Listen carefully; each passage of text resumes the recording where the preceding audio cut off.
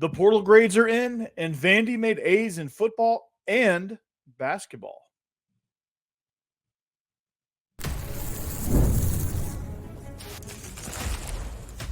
You are Locked On Vandy, your daily podcast on the Vanderbilt Commodores, part of the Locked On Podcast Network, your team every day. Welcome into the Locked On Vandy podcast on the Locked On Podcast Network. I'm your host, Corey Burton. Thanks for making Locked On Vandy your first listen every day. We're free and available wherever you get your podcast and on YouTube as a part of the Locked On Podcast Network, your team every day. Today's episode is brought to you by Gametime. Download the Gametime app, create an account, and use code LOCKEDONCollege for $20 off your first purchase. Terms apply. Today's episode, we're going to discuss the Vandyboys run in the SEC tournament as I record tonight. Vandy is locked in a pitcher's duel with Mississippi State. But in honor of school being out, the report cards are in. Mark Byington in basketball made an A in the transfer portal. And also, as we set off into the summer, football approaches fall camp by also earning an A in the portal. So if you're looking for star power, though, Vandy's portal class doesn't necessarily jump out at you as far as like, oh, this guy is a mega star. But again, when you're looking at portal effectiveness and recruits and things like that, you don't necessarily look for star power. Star power is always good, but it's not necessary because Clark Lee and his staff were very effective in gathering great players in positions of need. They did a great job of filling exactly the type of players they need to fit in the puzzle. Okay, here's what that means. Starting with the offensive line, I think when you look at the offensive line class that they brought in from the portal, you have a combination of A pluses and Bs in there. And I think if you look at the overall grade, I think it would average out to about an A minus, so like a 92, 93 on the grading scale. So you look at the offensive line, that was a major position of need when they launched into the portal. Okay. Quarterback was also a major position of need as well, but I'm going to start with the offensive line because they're the ones who protect the quarterbacks, right? They're the ones who affect how the quarterback does. So Diego Pavia was obviously an A+. Blaise Berlowitz was an absolutely effective get because he is going to serve and compete as a backup. Also, Nate Johnson coming in also is a weapon, potentially a quarterback, one of the future, all of that. So the quarterback situation is what it is. I've talked about kind of how that's going to unfold and why that's a home run with what they did because the offensive coordinator hire they made, the way these quarterbacks fit into the system, all that's great. But how is it going to happen in front of them? Who's going to protect them, right? So I really loved my favorite two were the two interior guys, Stephen Hubbard from UTEP, A+. He was a JUCO All-American. He started at left tackle at UTEP, going to come in and probably be in the mix at a guard position for Vandy. He is somebody that I think will excel within this system. I really like Stephen Lasoya coming in from Mississippi State.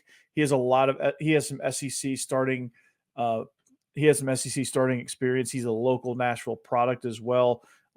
He went to Middle Tennessee State, then Mississippi State. He started at center and both guard positions, so he's a versatile guy, but most likely going to factor in at the center position.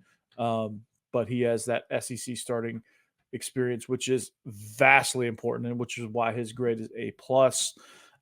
I really like now when you look at the tackle position, it's, Chase Mitchell really jumps off the page at you. I mean, he was Liberty's starting left tackle last season on a team that was on the cusp, on the border of getting a major New Year's Six bowl bid out of the group of five. And he has experience with Coach Kleenakis. He will likely be competing for the starting left tackle spot, but he will be starting at one of the tackle positions at the start of the season. So him and Gunnar Hansen will be the starting tackles. I don't know which one's going to be left, which one's going to be right.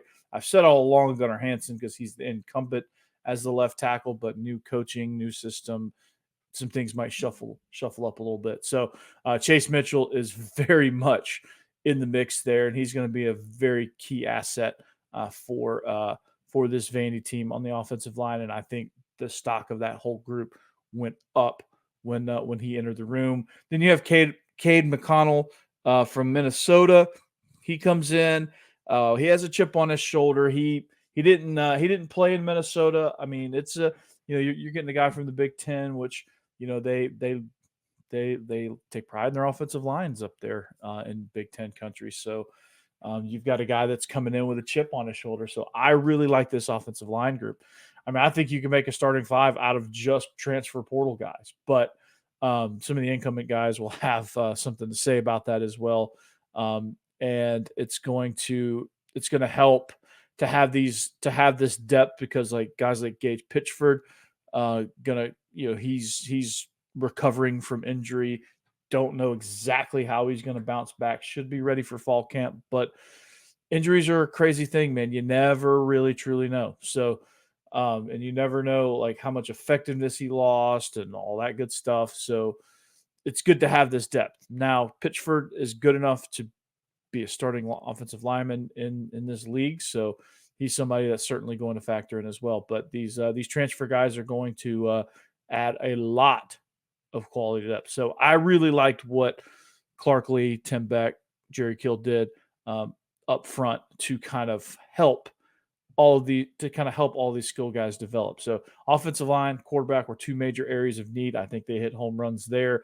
Pavia, obviously, expert at the system, everything you need with the intangibles, and just the key guy that to kind of help bring everything together. Nate Johnson is he's a playmaker. He's explosive. He's still raw, but he's somebody I think can get it done. The next group that I thought we did really well with is the cornerbacks. I really thought I was really, really impressed with what Clark Lee was able to do at cornerback. I think he sees a need in the secondary. He needs to build depth there, build quality depth there in the secondary. I think he went out and got some quality guys there. Got some guys that have something to prove. They don't have a ton of star power, but they do have something to prove, and they do have a lot of talent to use to prove it. And you get a guy like Marlon Jones, who was first team all conference in the Big Sky at Eastern Washington, had a 9-pack of interceptions, had 158 tackles, so he's aggressive there. He's probably the most valuable transfer pickup outside of Corday Sindor on the defensive side of the ball. Corday Sindor in the front, Marlon Jones on the back end. That's going to help bolster this defense. He's looking like he's going to be a starting corner over there, probably with Martell Height on the other side. I really like Colby Taylor. I think this is I think the grade of B+ will immediately turn into an A+ as the season goes. I think Colby Taylor will find a niche in the slot, guarding slot receivers. He is a big 6'4", 190-pound cornerback. Anytime you see that out there, that's very, very intimidating. He's still a little raw. There's still some things he could probably work on being 6'4". I imagine getting out of your pedal and the turn and run, the flip your hips, turn and run is probably pretty difficult. Being 6'4", it can get kind of tricky. So if I had to nitpick on something, that's probably what it would be. But he's outstanding. He brings energy. He brings juice. And I could see him carving out a role. So that's really positive. And also Mark Davis from Southern Illinois. He was an honorable mention in the Missouri Valley Conference, which is kind of like the SEC of FCS.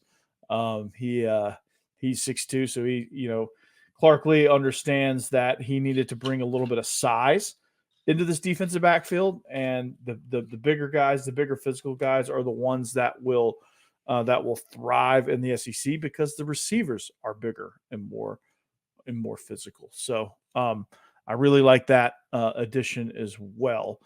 at the cornerback spot. So corners have done really well with those. And then, some other notables just sprinkling in there. I think special teams, he nailed it with Jesse Mirko, the punter from Ohio State. I think that's a very underrated, not talked about much type of transfer. Guy just has a rocket attached to his to his body with his right leg. He's replacing all conference punter Matthew Hayball that got picked up, I believe, by the Saints. So he is he's Australian as well, so he's good. A very valuable position that a lot of people overlook, but long snapper, because they if you don't know that you need a good long snapper until you don't have one. I'm not saying Vandy had a bad long snapper, but they had an opening and you can't just put anybody there. Why not grab a second team all Southern Conference performer? And he's going to fill that need quite nicely. And then in the return game, really excited about the addition of Micah Bell. He's going to be somebody that's going to be a slot receiver, probably going to be a factor in the return game as well as Darian Wiley and possibly even Jeremiah Dillon are some names that I thought of immediately when I thought of returners. So that's really, really good. So Eli Stowers at tight end to go along with JUCO transfer Tyler Fortenberry. Really, really stacked at that position there. McKaylin Young adding depth to the running back room. And then Maurice Hampton at safety. He's extremely talented there and adds a lot of depth. Brandon Fontenette is kind of that box safety linebacker combo that you really like. And then Corday Sindor and Zaylen Wood bringing depth to the defensive line, bringing a little bit of explosiveness to that unit that we don't know a whole lot about. So, but he was both of those guys are gonna thrive here and really get a chance to kind of build on their resumes for potential at the next level. So I think I touched on everybody, but if I didn't, you can let me know in the comments. But I think the Crades, man, I think you look at all these guys, they're going to be impact players for Vandy. They're gonna immediately jump in and make a tremendous impact. So it's going to be exciting. It's going to be fun. Grade is an A on the report card. School's out for summer. Today, this is the last day of school for me. I'm a teacher, if you haven't picked up on that. So transfer portal grades are in. Basketball team got an A too. I'm going to tell you why next. All right. FanDuel, the NBA playoffs, NHL playoffs are in full swing, and FanDuel's giving you a big shot to bring home a big win of your own. And speaking of big wins, there's a lot of fun lines when it comes to NBA and even probably NHL too. So I'm really interested in this. I'm really interested in this parlay for tomorrow night with the Mavericks Timberwolves game. There's already some early parlays out there. Jaden McDaniels to score 20 plus. Daniel Gafford to get 6 rebounds. Anthony Edwards to get 6 rebounds, and Naz Reid to make 2 3-pointers. And that's a plus 4,566. So $10 wager gets you $456. So that's an interesting line there. There's all sorts of interesting player props that I like to play. So this is what you need to do right now. New customers, this is a phenomenal deal. New customers get $150 in bonus bets with any winning $5 bet. That's $150 to bet on spreads, money lines, player props, and more. And trust me, there is more. So visit FanDuel.com/lockdown and make every playoff shot count. FanDuel is America's #1 sports book.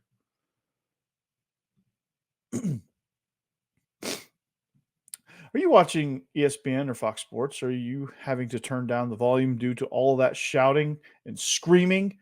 Well, you should make the switch, and you should make the switch to Locked On Sports today. A free 24/7 sports streaming channel program for you every day to bring you the biggest stories without all the screaming, which is which is nice. Locked On Sports Today brings you can't miss analysis, opinions, and news streaming 24/7 on YouTube or the free Amazon Fire TV channels app, part of the Locked On Podcast Network, your team every day. So, mentioned that football got an A in the transfer portal, and they filled a lot of needs, got a lot of talented players with a lot to prove. Basketball, the same way. It started with getting a brand new coach, right? Jerry Stackhouse couldn't get it done. Didn't work out. Things went south, so they made a change at the head coach. Brought in a head coach that has a unique approach to the game of basketball. They brought in Mark Byington from James Madison, which, if you look at this is kind of like a thing for Vandy. Like, if you look at the stats, you're probably not going to be overly impressed, but he's taken over some pretty bad situations, and then this situation wasn't great. He comes in and I think eventually all but one player jumped into the portal. So he had a lot of spots to fill, and did he fill those spots? Yes, and he filled them very, very well. So when you look at Vandy's roster, okay, when you look at their transfer portal, Vandy did a phenomenal job of filling all of their needs. Okay, they did a phenomenal job at this. Okay, so you lose Lee Dort, right? He goes to Cal. You lose Colin Smith. You lose Paul Lewis, who hadn't signed anywhere yet. You lose Tyron Lawrence. You lose Jason Rivera Torres. You lose Carter Lang. You lose MJ Collins. No, you get MJ Collins. You lose Isaiah West. You lose Malik Presley going to Texas. Paul Lewis going to the Roadrunners. You lose Rivera Torres actually going to San Francisco University.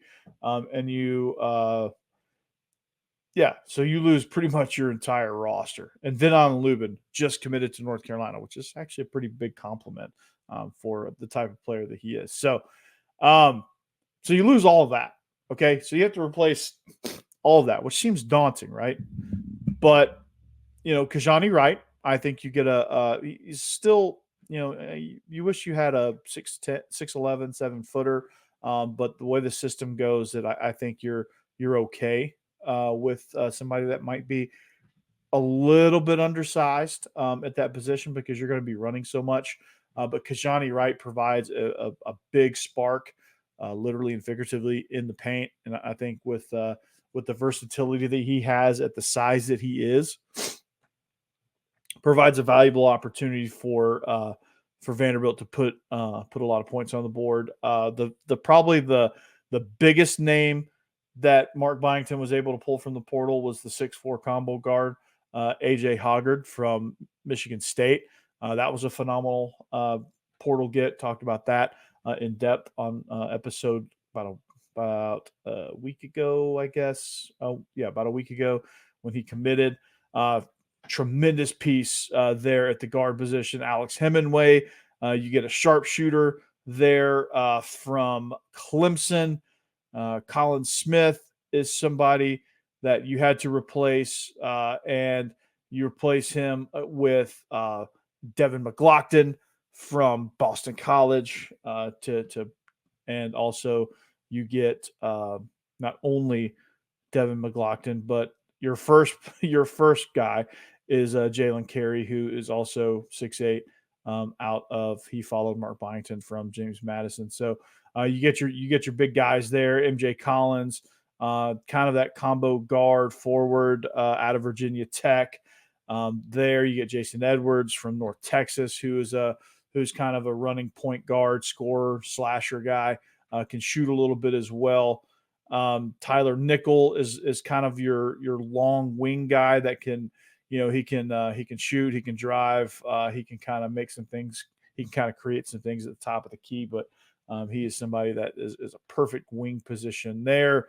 Really like that addition. And you get Grant Huffman as a guard, you get Chris Manning as a guard as well, and you bolster your guard lineup here, and you get some quality talent on this lineup. And what I really like is that is Mark Byington wasn't necessarily interested in star power. He was interested in guys that play at a high level, highly competitive, likes to run, kind of fits his style of play, because it's not the player that's going to make Mark Byington, but Mark Byington is going to help make the player. And then the players are going to help make Mark Byington. It's a whole team effort. And I think a lot of these guys have a lot to prove. And I think these guys want to prove that they fit, and these are specialized type of players. And some of them, like Alex Hemingway, maybe not fitting in the system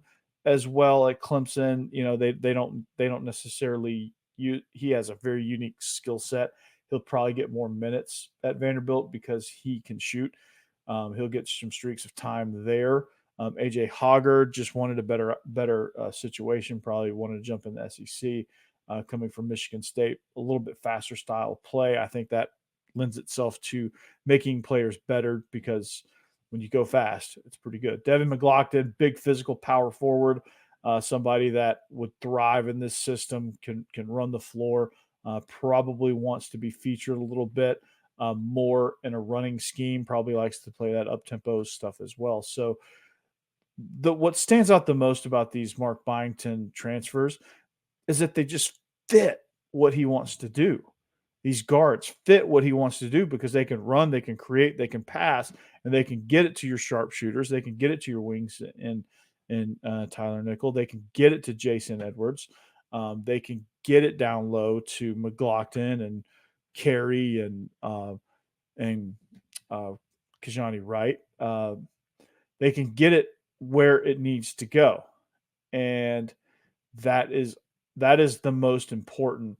That's the most important thing, just getting the ball where it needs to go. And what's even cooler is that Vandy's additions that they've made to the basketball program go beyond the transfer portal. I think probably one of the most important hires that I'm hearing, that I'm reading about, is the new strength coach. His name is John Sanderson, Coach Sanderson, and he is somebody, director of men's basketball performance. He is going to be a very pivotal role because he is well respected coming out of Michigan. Again, butted heads with Juwan Howard, difference of opinions, things like that.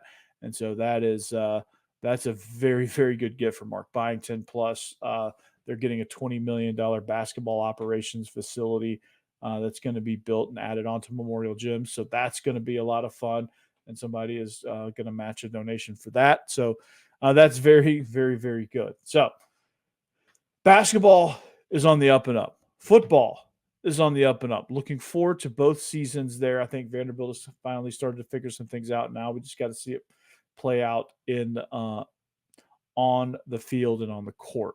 But speaking of something that's playing out on the field, Vandy is locked in a pitcher's duel right now. And as I'm recording this, they're in the fourth inning in Hoover against Mississippi State. They're up 2-0. It's a pitcher's duel. Carter Holton is dealing right now. He's feeling good. He's feeling like he's at home. So that's really good. We'll talk a little bit more about how they've gotten to this point, how they've done in this run, what the magic touch has been for Vandy in this tournament, and why they've all of a sudden clicked. We'll talk about that next.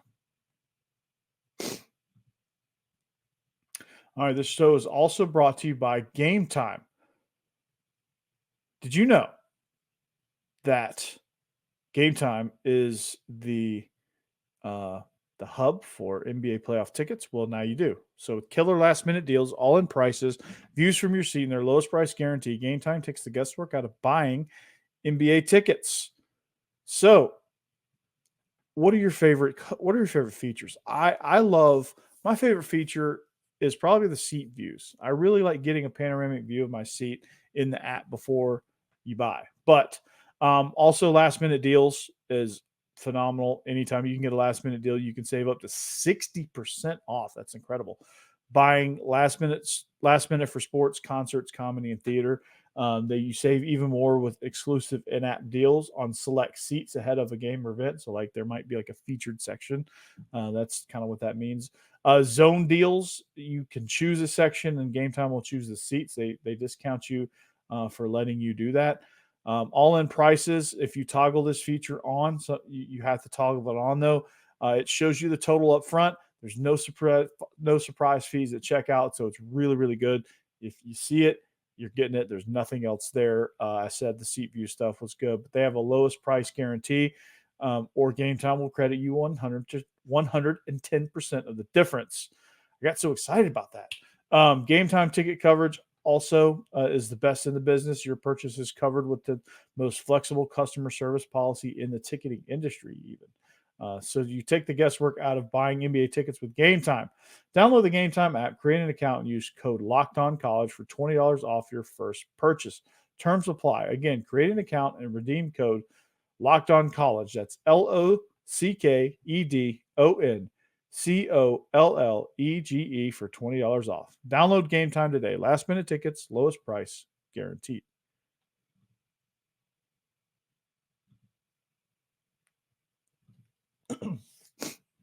All right, welcome back. As we wrap up the show, we got a few minutes left here on the Locked On Vandy podcast and the Locked On Podcast Network. Thank you for making us your first listen.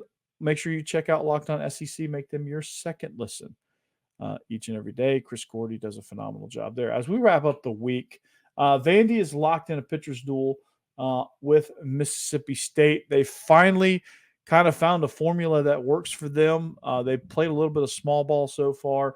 In a game where runs are going to be a premium here against Mississippi State. I think they're going to pull this thing out because it just seems like Carter Holton, if he can go the distance, is absolutely feeling good. And Vandy hitters are just kind of there. They're just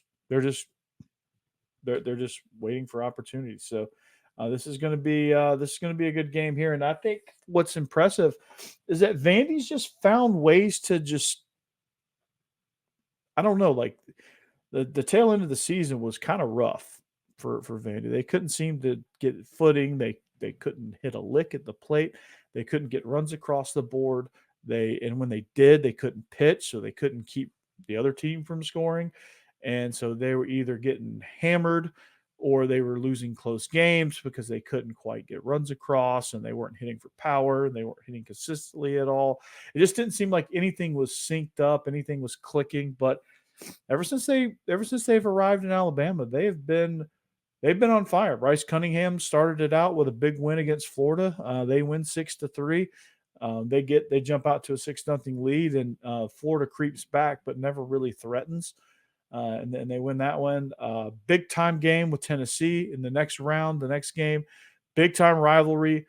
I think that plays a factor in it a little bit. So big time win there for Vandy. They've got now 2 in a row in that series after snapping a 9-game losing streak to Tennessee, and very, very important. But as they make their way up the chart, they give themselves opportunity now for better seeding, maybe better placement in the regionals. Like I think it went from they have to do something in the tournament or they're barely in, like they might get in just by the skin of their teeth. Now they're just kind of making some noise here. Now they're just kind of gearing up. And to be honest, like this is when the pitching is going to start to shine for Vandy.